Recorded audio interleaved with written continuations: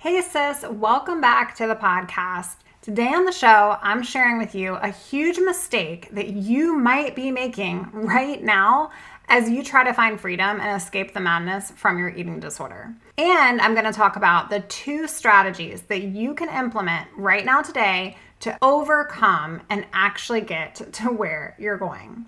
Sis, you're going to want to listen into today's show because if you're always looking for the thing that is going to get you to freedom, then this is the mistake you're making. And it's time to let it go. It's time to put it down so that you can actually find what it is you're looking for. All right, girlfriend, listen in. Here we go.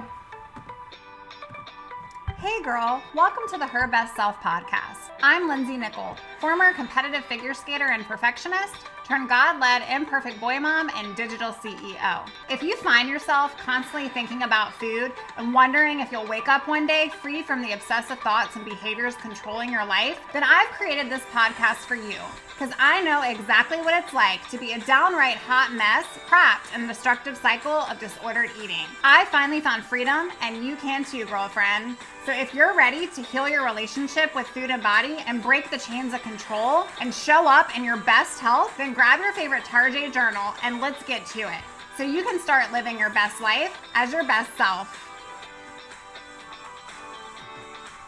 Hey sis, happy Thursday. Oh my gosh, have we made it? Have we arrived? Is everyone in one piece? I feel like the days, weeks up to the holiday can be treacherous. Am I the only one? I just feel like the to-do list never ends. And everyone's running around like crazy pants. And I'm just over here trying to be Mama Elf. Anyways, let's dive into today's show. I'm talking all about that huge mistake that you're most likely making right now as you battle this unhealthy relationship with food and your body, and the 2 strategies that you can implement today that are going to help you overcome and actually get to freedom. If you're always looking for the thing that is going to set you free, you just don't understand why this feels so hard for you. I get this regularly. Today, I want to hit on this. One of the biggest mistakes that I see in coaching countless women in recovery, including my own self and my own recovery, is you get to a point of functioning, but you're struggling so much and you're like, is this it? Is this as good as it gets? This cannot be. And today I wanted to shout into your ear that your dream is achievable. There is more for you. You haven't arrived yet, and that's okay. If this sets the tone in your life that you're a constant failure because you're just not there and you can't quite get to whatever there means, then I want you to know you're okay. You're here. I see you. You're right where you need to be. And if you're always looking for the thing, then you're most likely doing it wrong. And I say that with so much love because I did it wrong for so many years. The struggle was certainly real, but in order to build a battle plan for your recovery, you need to let go of it needing to look a certain way. I'm going to say that one again for you. To build a battle plan for the blueprint of your recovery, you need to let go of it looking a certain way. Recovery is not linear, and I know I say that frequently on the show, and I also talk about how in our minds of perfection, we want to get that checkbox. We want to be that high achiever. We want to succeed. That's why, one of the reasons why we've developed these disordered habits and rigid routines is that we want to have that control. However, if you think that recovery needs to look a certain way in order for you to have arrived, and therefore you constantly feel like you're not good enough in doing what it is that you're doing, and you're missing that thing, and it feels like freedom's right around the corner, but it's just not reachable, and then other days it feels like it's so far because you're so behind, then I want you to know you already have in you what you need to overcome and conquer this. And I wish I could just stop today's show and tell you you already have it, sis, because you do. For so long, I walked around myself, and when I found myself, I realized I had the thing all along. You are that thing. Surrender is that thing. Your choice and commitment are what's going to get you to freedom. Instead of looking at what isn't working, what you don't have yet, or where you are along this process, what if you just thought about the opposite action? And I'm going to talk a little bit more about this. I know I have in other podcast episodes. When it comes to these two strategies to overcome this huge mistake of feeling like we have to get it right, the first is repetition and the second is consistency. Repetition is the act of repeating something over and over. Okay, when you are constantly repeating something, it becomes ingrained in you. Think about those unhealthy behaviors that have become so ingrained in you. It's almost like you're on autopilot doing them, watching yourself do them, and you know you shouldn't be doing them, and you don't want to be doing them, but there you are doing them. In coaching, we work on your recovery as a three-pronged approach or a triad, because I truly feel that only when you have this triad will you fully recover. And that is your soul and your mind and your body in harmony, this holistic model. That's what I shout from the top of my lungs and believe in my heart is truth and why I have found recovery. But in order to build that, in order to find that synergy in all of those three areas, we have to let go of it needing to look a certain way, and we have to be okay with doing and doubling down on the one thing, the opposite thing, over and over. Eating disorders are coping mechanisms.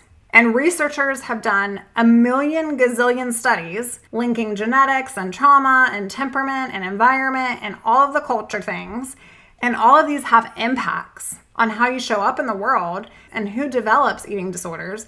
But your eating disorder is giving you something, or you would let go of it. The fact of the matter is that it's probably false security, it's probably false safety, and whether it's good or bad, it doesn't matter. You can't just remove it as a coping mechanism that has been in your life for years without replacing other healthy coping strategies and tools in its place. And Wadden Eating Disorders actually says that doing other things, like for you, maybe that's yoga or making a meal or journaling or mindfulness or prayer or doing some art, whatever that looks like, and practicing these things often and daily is what actually leads to complete recovery. Repetition and time is actually going to help your brain form new neural pathways, and then slowly over time, insert consistency, these new coping methods are going to replace the old ones. And you legit will wake up one day and be like, how am I here? I remember when I couldn't even get through the day because all I was thinking about was what I was going to eat next and when I was going to eat it.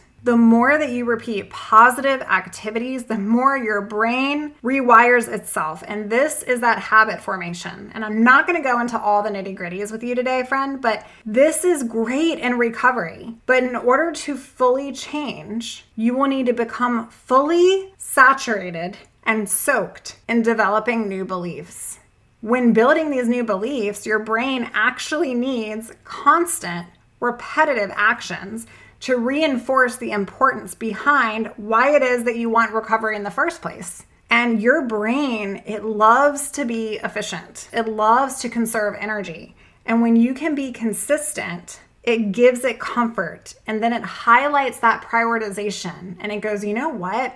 Like doing this thing over and over and over is now my new way. It is now who I am. Insert your new best future self with healthy coping mechanisms. Like what happens when you water a plant once a week? What happens? The plant gets wilted. I don't know if you're looking like my plants, you're like kind of sideways and shouting and screaming, can you please water me? And if you're consistent and you actually give the plant water every couple of days, what happens? It blooms, it grows, right? It's that consistent thing over and over that is going to create the nourishment and the growth and the green leaves. Sis, repetition, like affirmation, is going to lead to positive beliefs.